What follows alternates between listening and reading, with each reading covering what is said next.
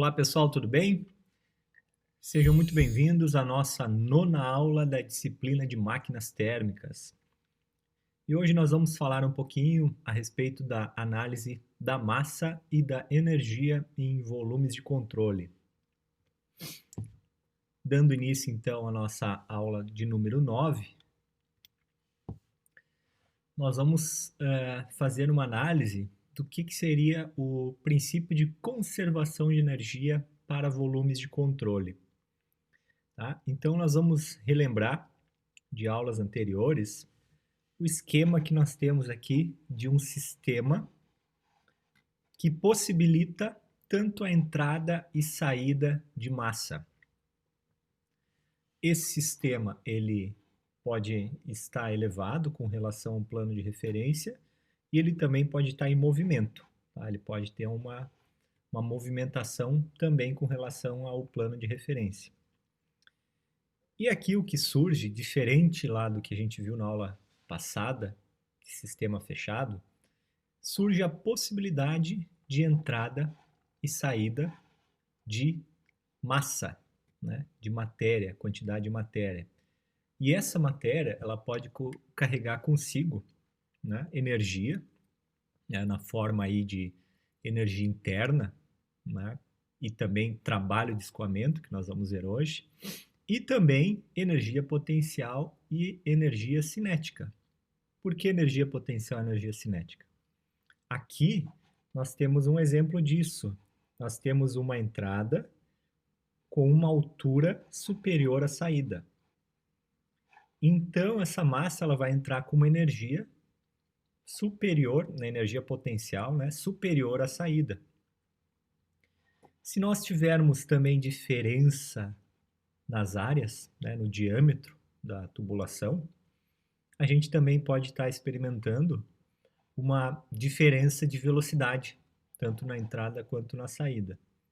Então pode haver também diferença de energia cinética dessa massa que está entrando e saindo no sistema.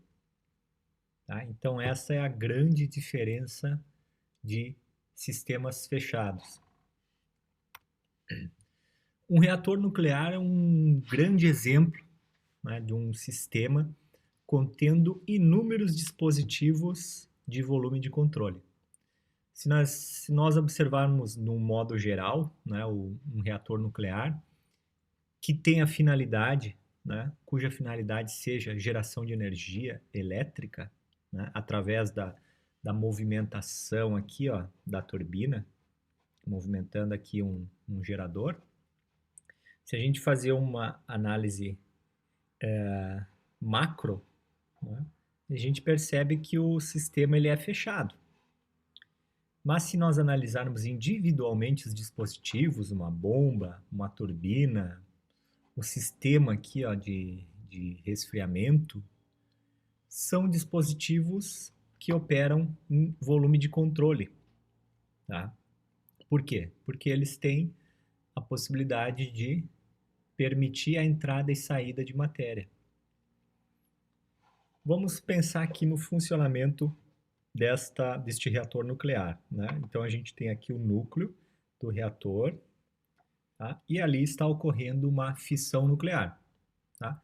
Uma fissão nuclear cuja reação ocorre em cadeia, com a liberação de energia extremamente elevada, só que de modo controlado. Essa reação em cadeia ela ocorre de modo controlado, porque aqui no desenho, né, não vou entrar muito em detalhe, mas a gente tem pás que movimentam a entrada e saída do material químico, tá?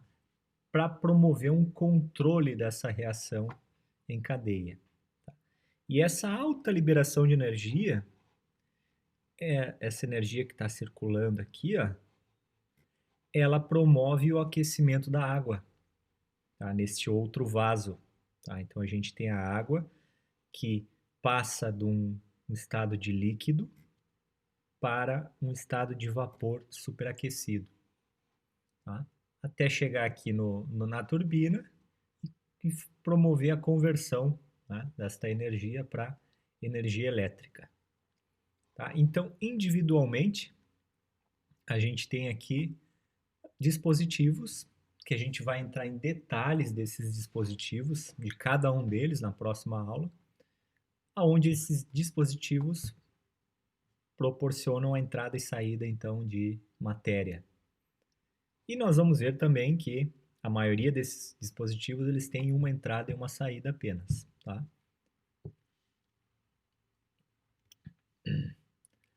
Aqui uma outra imagem, né, de um dispositivo que opera em volume de controle, né? Seria aí um trocador de calor, né? Um trocador de calor, ou nada mais é do que neste exemplo aqui, né, um radiador aí de um veículo, tá? Que é de um Mustang.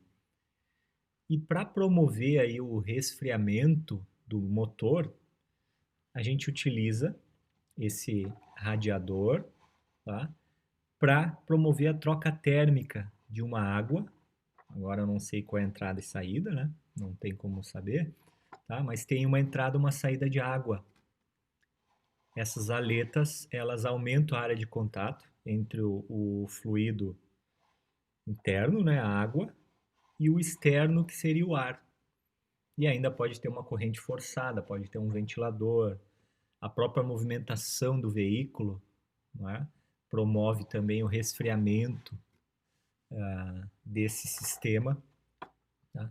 E essa água, né, que não é uma água comum, né? Vamos já entrar aí no mérito aí da mecânica, né? É uma água deionizada, desmineralizada, né? Sem minerais, senão promove aí uma incrustação e a gente não quer, né? Que essa tubulação ela seja sofra, né? Essa incrustação, né? Porque ela pode até danificar o motor, né? Pode fundir o motor pela não passagem de líquido refrigerado no motor, em torno de todo o bloco do motor. Tá? Isso aí a gente também vai entrar em mais detalhes aí nas aulas posteriores, quando a gente estiver falando aí de ciclos de potência a gás. Então aqui a gente tem um dispositivo que opera em volume de controle. Um secador de cabelo também é um outro exemplo aí de um dispositivo em volume de controle. A gente tem aqui, ó, espécie de uma turbina, né, que faz a sucção do ar, né, faz a sucção do ar. Esse ar ele é acelerado, né, nesse caracol e ele entra em contato com uma resistência, né, e aqui sai então o nosso ar aquecido. Então a gente tem aqui novamente uma entrada e uma saída. Então é um outro exemplo aí de sistema que opera em volume de controle. E o que para nós é importante agora saber do volume de controle? A quantidade de matéria, né, que a gente consegue quantificar através da taxa de fluxo de massa, ou o nosso M ponto que nós definimos aí em aulas anteriores, que nada mais é do que a integral, né, da densidade vezes a velocidade normal. Né? Por que a velocidade normal? Porque se nós formos pensar aqui, ó, numa tubulação, pela mecânica dos fluidos, a gente tem um perfil de velocidade. Tá? A gente tem um perfil de velocidade, uma velocidade zero nas paredes, uma velocidade máxima, né, no centro, que a gente simplifica para uma velocidade média. Tá? Então, essa velocidade normal, tá, que ela é perpendicular à área, né, a área transversal aí da tubulação, ela é substituída aí na integração, né, por uma velocidade média. Tá? Então a gente retira da integral como uma velocidade média. Né? Então nós temos aqui o nosso m ponto, que é a nossa taxa de fluxo de massa, dado pela densidade vezes a velocidade média, tá? Que é um componente aí vetorial, vezes a área total, né, dessa seção transversal, né, a área aonde o fluido está escoando. Essa densidade, ela também muitas vezes pode ser substituída pelo volume específico.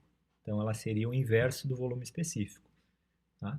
A gente encontra de modo tabelado, né, mais facilmente, né, informações de volume específico do que de densidade. Então, vamos para um exemplo prático.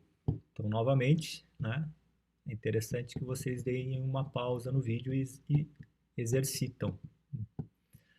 Refrigerante 134A a 200 kPa com um título de 40% escoa através de um tubo de 1,1 cm de diâmetro interno, T, a uma velocidade de 50 metros por segundo.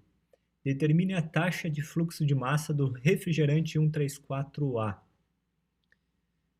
Bom, a gente precisa então começar a pensar, né, nesse problema, começando aí na análise do título. Título de 40%.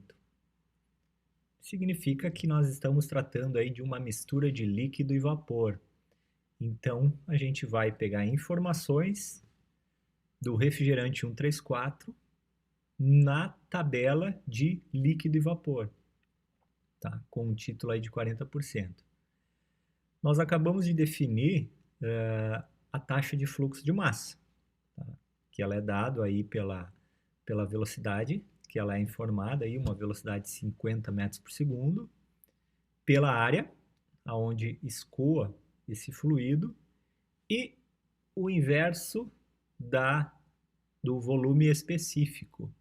Então, o que a gente precisa obter aqui, na verdade, nesse problema, é apenas o volume específico, que a gente obtém aí de forma tabelada, sendo que o volume específico é o volume específico da mistura, né, de líquido e gás. Então, a gente precisa pegar na tabela as informações de volume de líquido saturado e de vapor saturado e fazer aquela conta, né, aquele equacionamento com o título. Tá? Daí, obtendo então esse volume específico, a gente consegue obter a taxa de fluxo de massa. Então, lá da tabela na pressão de saturação de 200 kPa, a gente obtém aí então um volume específico da mistura de líquido e vapor de 0,044 metros cúbicos por quilo. E este valor, né, a gente coloca aqui na equação da taxa de fluxo de massa, uma vez que nós temos aí a velocidade de escoamento, né, a velocidade média. A área, a gente tem o diâmetro, né, então a área pode ser calculada por π diâmetro ao quadrado sobre 4, ou fazer o diâmetro dividido por 2, que é o raio, né? É o πr ao quadrado. E a gente obtém aí o valor de 0,117 quilogramas por segundo, tá? Então, uma quantidade mássica por tempo. Tá?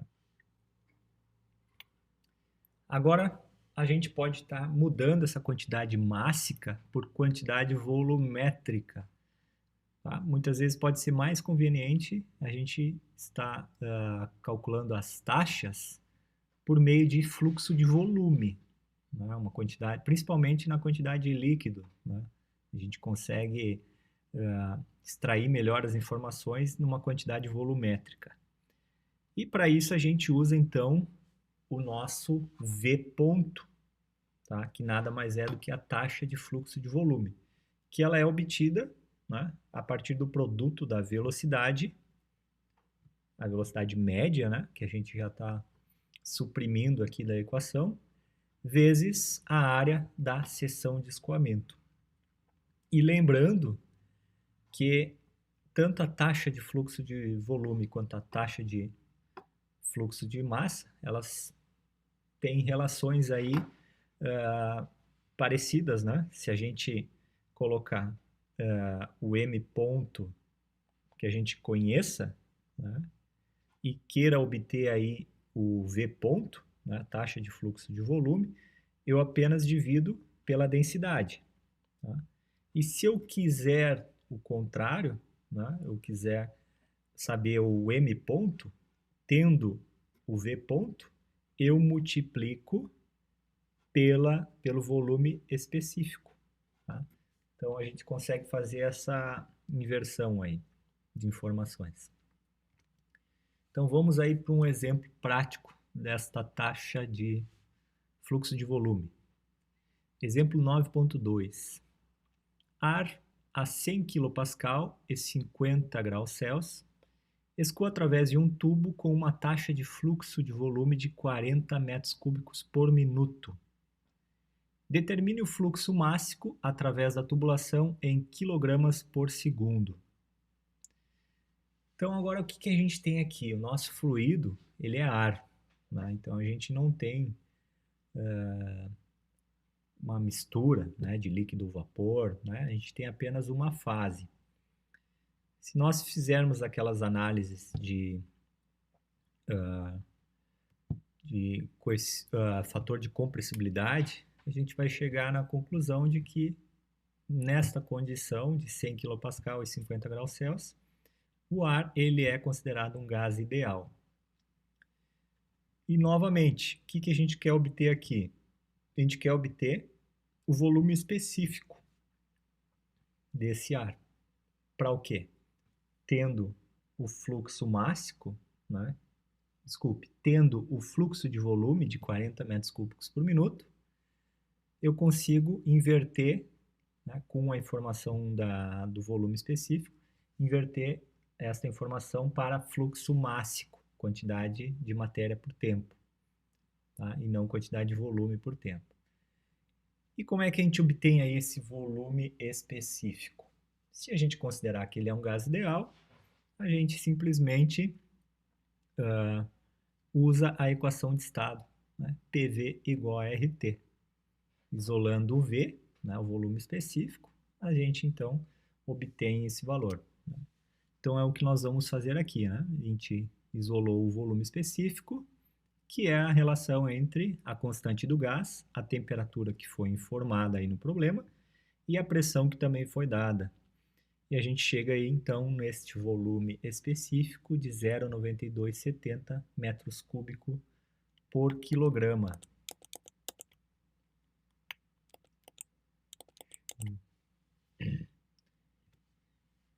Fazendo então agora a determinação da taxa de fluxo máximo, eu pego a informação do fluxo de volume, que é de 40 metros cúbicos por minuto, né? Lembrando para a gente passar aí esse tempo, né, para segundo, né? A gente tem aí, e dividindo pelo volume específico, a gente tem aí um valor de 0,719 kg por segundo de taxa de fluxo máximo. Então, nós resolvemos dois problemas envolvendo essas taxas. A gente precisa abordar também, em volume de controle, princípio de conservação de massa, tá? Principalmente se nós tivermos mais de uma entrada, mais de uma saída, tá? Independente de quantas entradas e quantas saídas tenha, a nossa expressão ela é dada pela soma da taxa de massa entrando no sistema menos a soma da taxa de massa deixando o sistema. E tudo isso tem que ser igual à taxa de variação da massa dentro do volume de controle. Vocês devem estar familiarizados com a química, né? Com a lei de Lavoisier.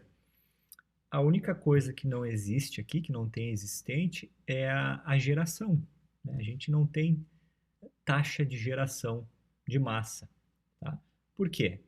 Porque a gente está considerando aí, na nossa análise da disciplina de máquinas térmicas, substâncias puras.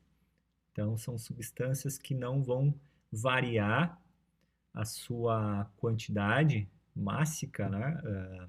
A sua composição, melhor falando, né? A sua composição ao longo da análise do sistema, né? Ao longo da análise de qualquer transferência que esteja ocorrendo para esse sistema. Então, aqui a gente não tem a geração. E o que a gente precisa ainda simplificar nesta equação? A gente simplifica esta equação dizendo que os processos que a gente está analisando de escoamento, eles ocorrem em regime permanente. que não é uma simplificação, mas sim é fato, né? Qualquer dispositivo que a gente vá analisar daqui para frente, individualmente, ao longo de um geral, tá? Eles operam de forma em regime permanente, ou seja, a quantidade que entra vai ser igual à quantidade que sai. Então a gente não vai ter acúmulo aqui nesse sistema. Não tendo acúmulo nesse sistema, a variação de massa do sistema ela se torna zero, tá? Então nós não temos essa variação. E uma vez que a gente não tem essa variação, a gente tem que a soma da taxa de massa entrando no sistema é igual à soma da taxa de massa deixando o sistema. Daí a gente tem um caso especial, tá? Que é o escoamento permanente de um fluido incompressível. Tá? O que seria um fluido incompressível?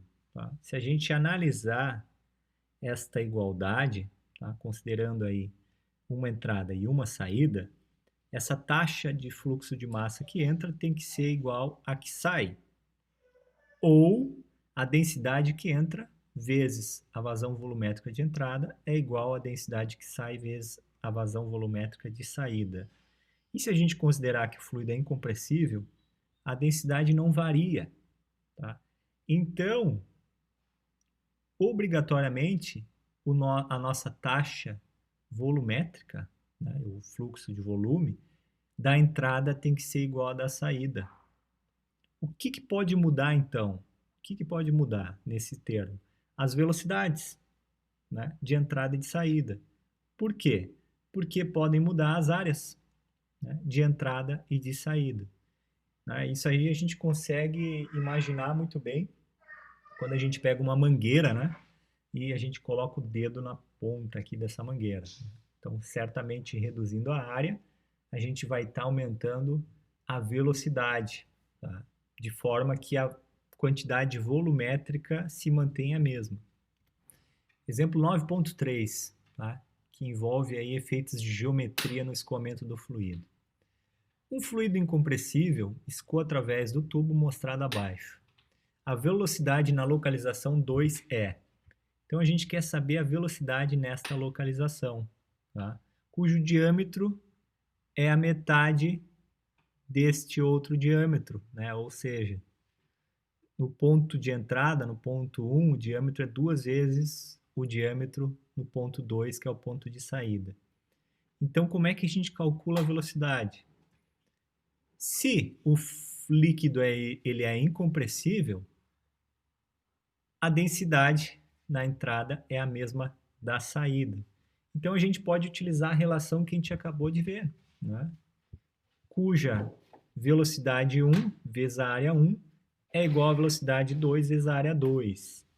E aí a gente isola a velocidade 2 e substitui com as informações que nós temos aí disponíveis, né, que é o diâmetro. Tá? Então, como é que fica este problema? Então, a gente simplifica as densidades e tem que a vazão volumétrica no ponto 1 tem que ser igual ao do ponto 2. Ou áreas 1, velocidade 1 é igual a área 2, velocidade 2. Isolando velocidade 2 e substituindo as áreas pelos...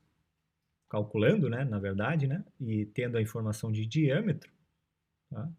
A gente fica que no ponto 1 nós temos 2 vezes o diâmetro e no ponto 2 a gente tem o diâmetro. Tá? Então o diâmetro sai aqui da expressão, tá?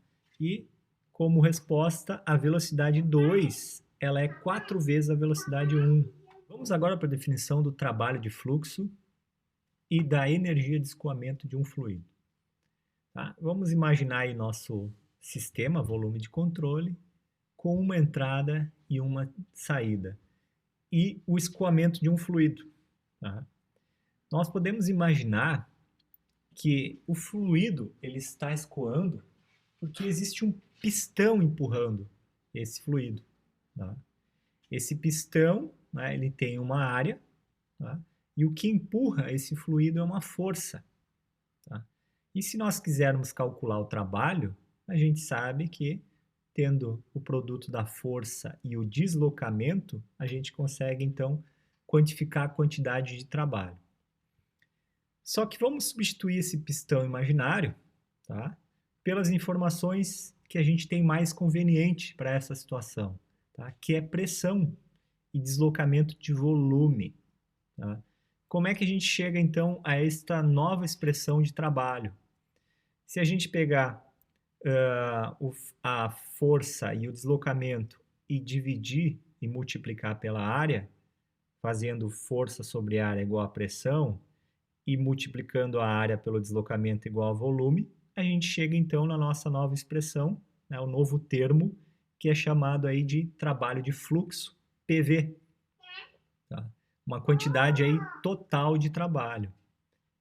Que, se dividirmos aí pela quantidade mássica, a gente chega também a uma quantidade de trabalho, só que agora específica. Então, é um Wzinho menor, né?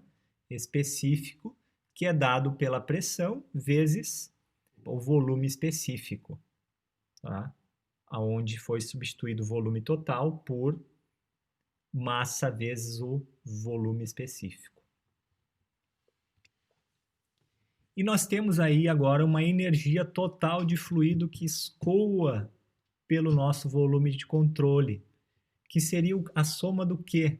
Tá? Então, é o que eu falei no início da aula, né? Mostrando aquele sistema. Deixa eu até desenhar novamente o sistema. Caneta. Então, a gente tem aqui o nosso sistema.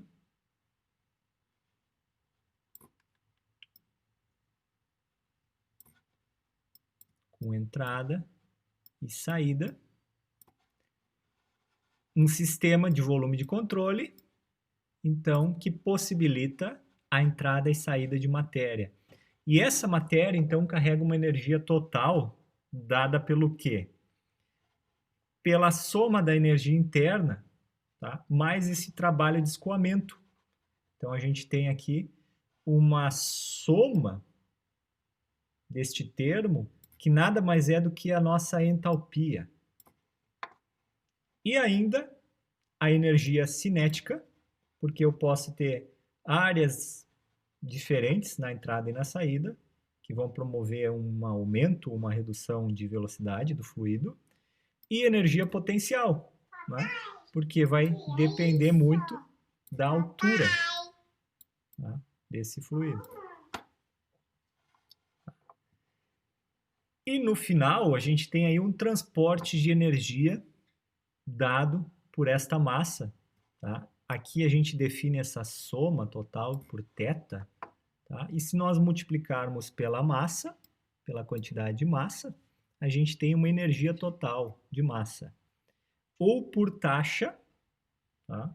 Que daí a gente muda o nosso valor de energia, né, em kJ por quantidade de energia por tempo. Se nós substituirmos essa quantidade mássica por taxa de fluxo mássico, certo? Então, agora nós temos uma expressão geral da conservação de energia para um volume de controle, que é dado pela taxa de energia líquida, que é transferida por calor, trabalho e massa, e isso tem que ser igual à taxa de variação das energias do sistema, né? Energia que pode ser dado pela soma da energia interna, cinética e potencial, entre outras que possa ter. Ou a taxa de calor líquido mais o somatório de todas as entradas, que é dado pela taxa de fluxo de massa, vezes aquele θ, que a gente definiu, menos a potência líquida, menos o somatório de todas as saídas, que é dado pela taxa de fluxo de massa vezes o θ. E tudo isso tem que ser igual à variação da energia no volume de controle. Substituindo θ por entalpia, energia cinética e potencial, né, a gente tem aqui uma expressão mais geral, né, mais aberta, digamos assim. Né? E uma vez que nosso volume de controle ele vai operar também em regime permanente, a gente não observa a variação da energia nesse volume de controle. Então, essa variação é nula. Portanto, a nossa equação ela é simplificada, tendo aí o calor líquido menos o trabalho líquido, igual agora as nossas relações de massa que entra e que sai no volume de controle. E considerando que os princípios de conservação de massa, a taxa de entrada de massa é igual à taxa de saída, e considerando apenas uma entrada e uma saída, esse somatório ele sai da expressão e as nossas taxas elas são iguais. Tá? Então a gente pode colocar essa taxa de um lado da expressão e observar as variações, né? Tanto de entalpia quanto de energia cinética e energia potencial. E para finalizar a aula de hoje, vamos à nossa última pergunta. Quando é que podemos negligenciar os termos de energia cinética e potencial na primeira lei? Vamos imaginar que a gente tem, então, um sistema, um volume de controle, que tem diferenças na energia cinética e potencial, uma variação de velocidade muito grande. Porém, a variação da energia cinética ela é bastante pequena, né? Apesar de ter uma variação muito grande na velocidade, a da energia cinética foi bastante pequena, né? Uma diferença aí de 9 kJ por quilo. Enquanto a variação da energia potencial, por exemplo, para uma entrada e saída com uma diferença de 100 metros e 1000 metros, a variação da energia potencial também é bastante pequena, né? Em torno de 9 aí também. E se nós analisarmos a entalpia, que o fluido ele pode estar carregando, pode ter aí variações de entalpia, por exemplo, do vapor, né? De 2.000 a 3.000 kJ por quilo, tá? Comparado aí às variações de energia cinética e potencial, né? São muito superiores. O próprio ar também, ele experiencia uma variação aí de entalpia de 200 a 6.000 kJ por quilo. E se nós quisermos considerar as energias cinética e potencial numa situação onde estamos analisando a entalpia, né, vai ser praticamente desprezível. Tá? E quando a gente torna desprezível, né, as energias cinética e potencial, a nossa expressão ela fica mais simplificada. Tá? Ela é dada apenas pela taxa de calor menos a potência é igual a taxa de fluxo de massa vezes a variação da entalpia. Tá? Isso na ordem de energia em quilowatt, né?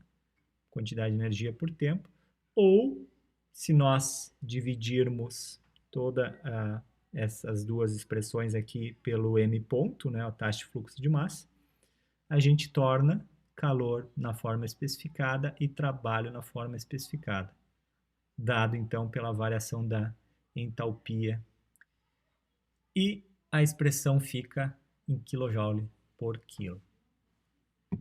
Então, nós vamos ficando por aqui, né? E na próxima aula a gente vai trabalhar então agora com os dispositivos que operam em volume de controle. Tá? Um abraço e até a próxima aula.